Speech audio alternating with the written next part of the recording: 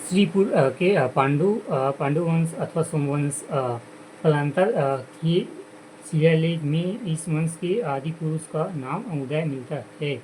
इसका पुत्र इंद्रबल था, जो सरपुरीय शासक एवं सुदेवराज का सामंत था। इसी ने सरपुरियों के सत्तायुज कर पांडुवंश की स्थापना की थी।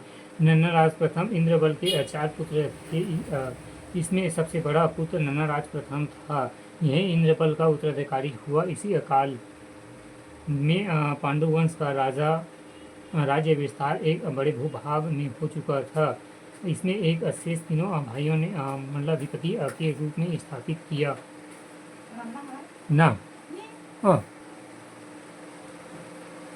दूसरे पुत्र का नाम सूरबल था। तीसरे पुत्र का ईशान देव का उल्लेख खरोद के लक्ष्मेश्वर मंदिर के शिलालेख में हुआ है। एवं चौथे पुत्र भवदेव एवं रण केसरी के विषय में जानकारी उसके भादक शिलालेख से प्राप्त होता है।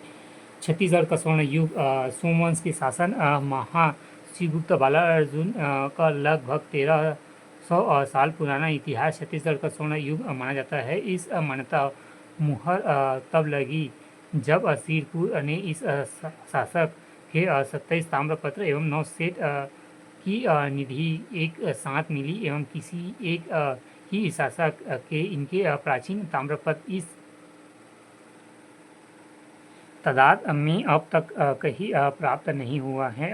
महाश्रीगुप्त की जानकारी के अनुसार इस निधि में ताम्रपत्रों की संख्या इससे भी अधिक थी। यहाँ प्राप्त केवल संख्या की दृष्टि से ही उल्लेखित नहीं है, बल्कि यहाँ तत्कालीन छत्तीसगढ़ के स्वर्ण युग के गौरव गाथा का अमूल्य अभिलेख है। महाश्रीगुप्त बालार्जुन सोमवंश के उत्पन्न हुआ एवं वंशानुगत वैष्णव धर्म से भिन्न शैव धर्म के सोम संप्रदाय का अनुयायी बनकर अपने पूर्वजों के विपरीत स्वयं को परम भागवत के बदले परम महेश्वर कहने लगा। किंतु उसके राजस्व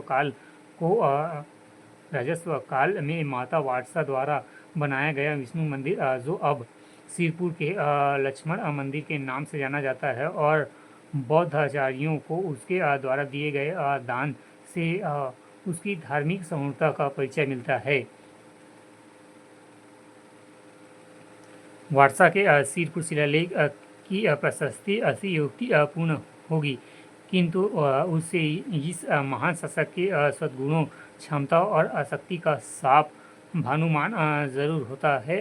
महाश्रीगुप्त बालार्जुन के सिरपुर ताम्रपत्र निधि के अलावा बारदुला बोरा एवं लुधिया से एक तथा मल्हार से 3 ताम्रपत्र से कपाट और मल्हार शिलालेख के साथ साथ सिरपुर से प्राप्त विभिन्न शिलालेख प्राप्त हुए हैं। मल्हार वस्तु जुनवानी से प्राप्त अब तक ज्ञात उसके अंतिम 97 एवं राजवर्ष के शिलालेख में महत्वपूर्ण ऐतिहासिक सूचनाओं सहित अत्यंत रोचक विवरण आता है, जिन्हें भूमिदान हाथ में माप के पैमाने से